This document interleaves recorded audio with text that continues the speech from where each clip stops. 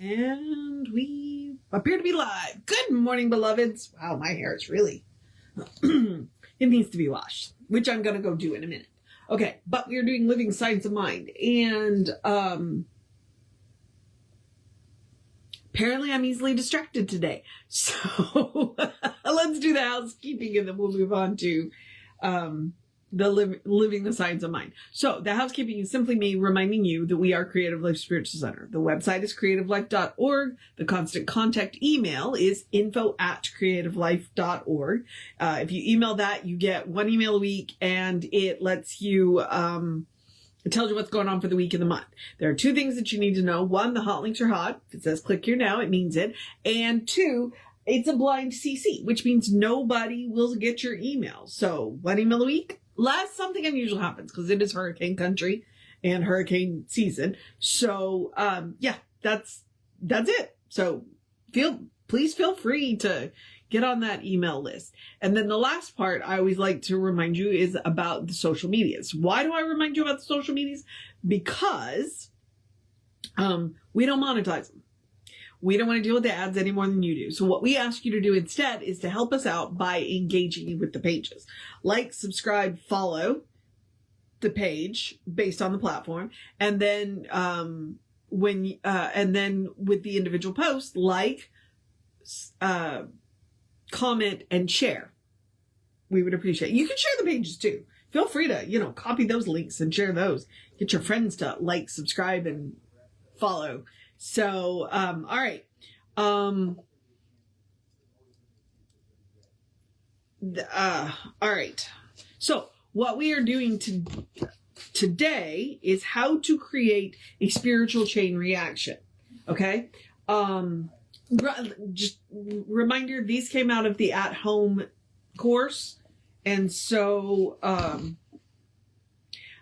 my pet theory is that people had questions, and so Ernest answered them, and then created the at-home course, and then they pulled it together for this. So, how to create a spiritual chain reaction. Okay? No one lives entirely by themselves. We are all individual parts of humanity, and whether or not we realize it, each is influencing those around them, and each in their turn is being influenced by others. No doubt, the thoughts and opinions and actions of the whole world finally are based on what everyone thinks and believes. Since the explosion of the first atom bomb, we have read a great deal about the possibility of a physical chain reaction that might destroy civilization as we understand it. Dr. Einstein and a number of leading physicists who understand these things better than we do have told us that there is such a possibility, and that consequently the nations must learn to live together in peace and harmony, or face the other possibility, the very thought which makes us shudder. And with what's going on right now in the Middle East, yeah, you think? But science has also told us that this same power, if properly used, can become an instrument for the most rapid advance in civilization the world has ever known. The limitless energy that they now know how to loose can be used for the purpose of irrigating all the wastelands of the world. It can even be used in the field of medicine for the purpose of healing disease. It certainly can be used in industry everywhere. This energy must someday take the place of coal and oil and all the other natural energies that we use in modern life. It appears that nature has placed before us the possibility of the greatest blessing in the world has ever had or wrongly used, the Great Destruction. And so modern scientists are telling us that before we go any further in uncovering and utilizing the energies of nature, we'd better stop, look, and listen, and be certain that every new advance in science is used for the betterment of humanity and not for its destruction. Side note, I'm not sure we've done a really good job of that in the last however many years since this one was written. Ugh. But personal opinion there. Okay, we happen to know that another kind of energy, which we feel is even more important than the physical energy created through the explosion of the atom. And this is the energy of faith, of affirmative prayer, and spiritual meditation. There is no reason to doubt that in the field of spiritual consciousness, a chain reaction could be created which would bless the whole world. And since the world finally acts the way it thinks, should a majority of people come to believe in spiritual power and the benefits that can be obtained from it, they would all have a great desire to try a new kind of experiment, one which would bless instead of curse humanity. Ugh. Did you ever notice the contagion of a happy person? One who has an enthusiastic joy of living. Their spirit permeates the environment to such an extent that it finally changes it. Have you ever noticed the effect of a calm and poised person has on others? How they feel in their presence? We are sure that you have had the experience of finding yourself more or less frustrated and confused and beginning to wonder what it is all about. Then you have had the privilege of sitting down quietly with someone whose atmosphere is permeated with peace and confidence. And gradually you have felt the rough edges of your agitation disappear until finally your own atmosphere changes and you are filled with hope and confidence. Yes. I have a quote that says, I like happy people and people who believe in magic. I think there's more to that quote, but that's, yeah, because happy people tend to believe in magic. One of the most remarkable evidences of how this silent spiritual force works is exhibited in the life of the late Mahatma Gandhi as he sat quietly before perhaps a million people. In these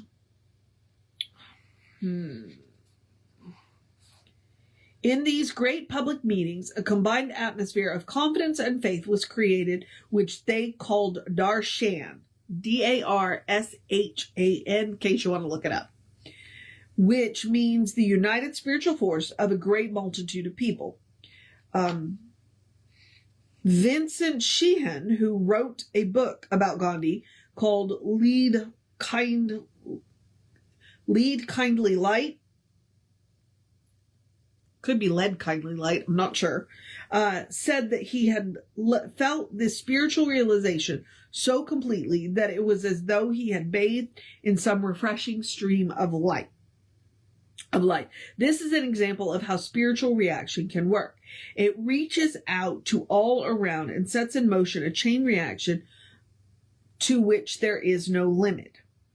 We like to talk about tipping points. I've read several articles about, like, if 10,000 people meditated, the tipping point. I don't know. I believe it because getting that many people to agree to something. What is the tipping point? Okay, never mind. Let's go back. We know that the power that does this good. We know that the power that does this is good. That is important. It is a power of life, love, truth, beauty, and peace. It is not only a power, it is the final power in the universe because it is God. And it is God present everywhere and in all people. And just as there is an energy caught from the universe and locked in the physical atom that can be loosed, so there is a spiritual energy caught in every person's mind and locked up in the individual life waiting to be used. So he's comparing us to atoms. Faith and conviction are the instruments through which this energy is used. And just as in physical science, natural energy is hooked up to run a machine or a streetcar or to create light or heat for definite purposes, so we can use this spiritual power that is within us to heal, to bless, and to prosper those whom we think of. It is wonderful to realize that we can sit in the quiet of our own being and consciously direct a power greater than we are for the definite purpose of helping ourselves and someone else. This power should be used for both purposes, for we have to get back in this simple proposition. We must use the power to help ourselves first in order that we may establish a realization of our ability to use it for others. So we got to road test it, is what he's saying. We got to road test it for ourselves, and then we can use it for other people. If you would bring happiness to those around you, you must first become happy yourself. Yep.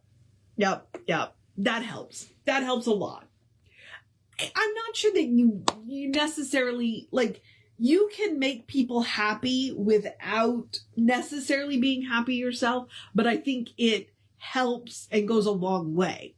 That's one of those things is there's really good research. Like if you're not feeling your utmost best, then, if you're feeling a little down, one of the best ways to get out of that is to go and volunteer, to go and be of service. So when you go, you may not feel absolutely happy, but you will be making people happy because you will be helping them, and you will walk away happy too. So, you don't have to absolutely be happy, but it is one of the ways. So if you're not feeling happy, then go do something that will make you and other people happy. So, don't think I have to be happy to go make other people happy. You can go and do things that will make you happy and make other people happy in the process. Okay. Don't want to get, don't put the horse before the cart, or the cart before the horse. So, all right. Let's get back on this. But before you can become happy, something has to happen to you that causes you to know that God is right where you are. Maybe that's the point of the volunteer work. Okay. That good is the final power in the universe, and that love is an all-conquering force. You have to have confidence and self-assurance. And this kind of confidence and self-assurance comes only through having proved to yourself completely that there is a power greater than you are. I'm also going to argue for the fake it till you make it. Fake it till you make it. Let's see. That it is a power for good, that it is available, and that you actually know how to use it. The only proof you will ever have is what it does to you and others. Well, that's interesting. Okay. I'm going to think about that line. Jesus understood this perfectly. He explained it simply. Okay, that's good. I'm glad we're going to get simple here. It is what he meant when he said, "As thou hast believed, so be it done unto thee." In a certain sense, he was a very scientific person in that he placed a complete reliance on the law of good, and he was a practical person in that he said, "These signs shall follow." For he knew that anyone who uses the creative energy of faith will receive a direct answer or will see a sign following the use of this power. Jesus took the ideas of faith and prayer out of the realm of speculation and theory and put them into the realm of fact and experience. He made his religion and his spiritual conviction come alive and move through him into action. Through him, it healed the sick, raised the dead, multiplied the loaves and fishes, and turned water into wine, stilled the winds and wave, and above everything else, it brought a consciousness of peace and security to those whom it touched. And probably that was, like, all the other stuff is great and wonderful, but if you walk away with peace and security, that would be the greatest miracle of all. Again, that's my opinion. Because turning water into wine is pretty cool too. It is this proof that we need and must have. And fortunately for us, we do have this proof in an ever increasing volume.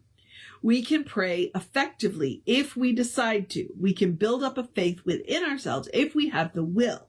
We can learn to live with a sense of confidence and security if we will just get over our fears. And we can prove that love is the greatest healing power in the world. If we can just get out of our own ways. All right. The laboratory in which we work is our own mind. The instruments are our own thoughts, and the method is affirmative prayer and meditation. Its atmosphere Meditation draws us close to the divine so that we can sense its atmosphere and feel its presence. When we think about peace, we become peaceful. And it is our feeling of peace that we speak and it is our feeling of this peace of, wait. Oh, I'm leaving articles out and it changes the sentence. So let me get this right. Okay. It is out. Okay. It is out of this feeling of peace that we speak our affirmation of power. It is from this place that we affirm the presence of love and truth and goodness, because our prayer of affirmation works exactly like any other law in nature. Signs will follow our belief. We need such signs. Oh, hang on. Oh, messy. Okay. All right. We need such signs. If a scientific person announced that they had discovered a new principle in nature, but was never able to prove it, how would we know whether or not they were right? They might possibly just be dreaming about something that had no existence, and we should lose all confidence in them. But if they proved it to us, then we would know that they were right. So it is with the life of spirit. We say that God is all there is. Love is an all-conquering force. Faith must produce results. This is our theory. Certainly, it is the most beautiful theory in the world. God, love, and faith.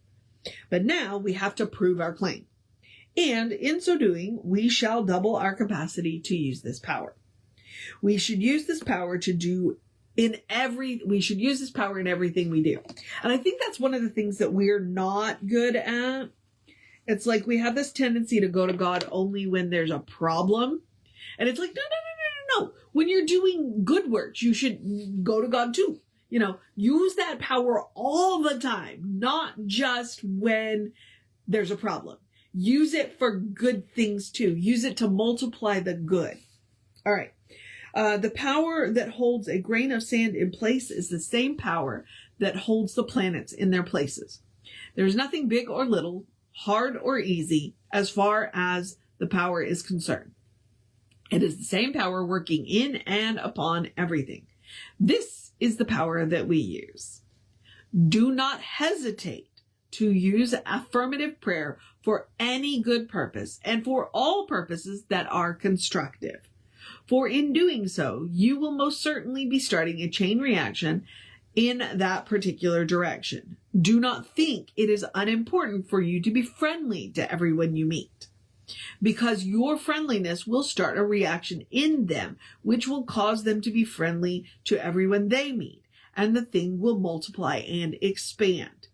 It might even reach round the world. Let us then do everything we can to increase our own faith and conviction, and be equally certain that we are using this faith and conviction in everything we are doing. I have this, it's a theory from psychology, and I call it kicking your dog. And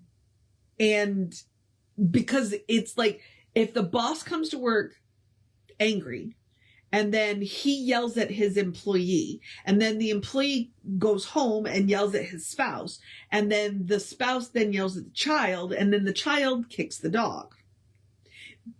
So you can see how that, and the dog never did anything, so it's all it takes is one angry person. The problem is the good news is that we can do it the other way. if I go to work and I have a good day at work, then everybody that I meet, because I went to work cranky yesterday, but I straight up said, look, I don't feel great, but I'm trying, and so we back and forth. And so people walked away from me because when I'm cranky, I crack jokes and, to try, which my coworker recognized. She even said, look, she's trying to get herself out of it by cracking a joke, so that so that when I'm having a cranky day, I'm trying not to take it out on my customers, because I don't want my customers to take it out on, the people in their lives because I've had a bad day, so it's the same thing. The only problem is the psychology tends to say it takes 10 positives to outweigh a negative. So we need more people to be, which is why he's saying be friendly. Be friendly. I smile at total strangers. I'm hoping that my smile is contagious. All right. If you want to start a chain reaction that will help those around you, realizing that it must begin at the center of your own being, suppose you take time daily to say these words to yourself very simply and sincerely, and perhaps repeat the process a number of times each day. So he's about to give us an affirmation. Whew. I'm going to get a drink. This is going a little longer than I expected. Okay. I know that nothing but good can go from me, and nothing but good can return. It is my inward desire that everything I touch, every person I think of, shall be blessed and helped. It is my affirmative prayer, which I completely accept, that even as I pass people in the street, some silent influence of good shall reach from me to them. Which is why I smile at complete strangers. Oh, okay. If we make a practice of this, we shall find something new and wonderful beginning to happen. For we shall be silently broadcasting our own conviction and silently starting a chain reaction that must finally accomplish its purpose, because it is dealing with a law of good. We must be careful to avoid thinking that we are unimportant in the scheme of things. That's really an important line.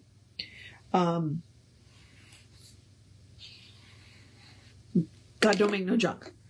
We are the most important persons living as far as we are concerned. This is not egoism, nor conceit. It is a simple statement of the conviction that each one of us is rooted in the living spirit, that we have access to the mind of God and the love and the power and the peace of spirit. It is a simple conviction that no matter how humble our walk in life may appear to be, it must of necessity influence its own environment. We may not be important to men, but we certainly are necessary to God. Placing our entire trust, our complete faith, and our whole conviction in this simple thought, we should walk in confidence and speak our spiritual convictions with complete assurance, knowing that there is a presence and a power with us and for us, operating through us, a presence and a power that knows no defeat. Wow. I like that line. We may not be important to men, but we are necessary to God. Okay. And tomorrow's is really short. It's only 1 page. So, I like the long ones. I don't always give myself enough time to do them. So, all right. I'm going to encourage you to have a great day, a wondrous day, a fantastic day, a magical day, an enchanted day, a wonderful day, an awesome day, an amazing day, a take care of business day, a you got this day, a hey Connie day. Thank you for hanging in there with me. A you got this day, a tell somebody you love them day, a cuddle your fur babies day, it's going to be an amazing day. Well, I already said that. Oh, okay. You know what? A good day. And if that is too much pressure, because I know occasionally it is, simply have a day. You are enough just as you are. You are a beloved expression of the divine. You are spirit in motion, God in action, a brilliant light, a divine spark, a beautiful masterpiece, and a work in progress at the same time, at your own pace. And as Reverend Jesse likes to call us, you are a godling. explore the truth of your own being, and become that spiritual chain reaction. Because you got that power within you. You are necessary to God. I love it. I love it. You are necessary to God. Okay. Because this divine knows you to be good. And you know what? I'm going to go wash my hair. Reverend David will be on around 5 p.m. with you. I'll be back with you around 9:15. Take care of yourself. Know that you are loved. And I will see you next time.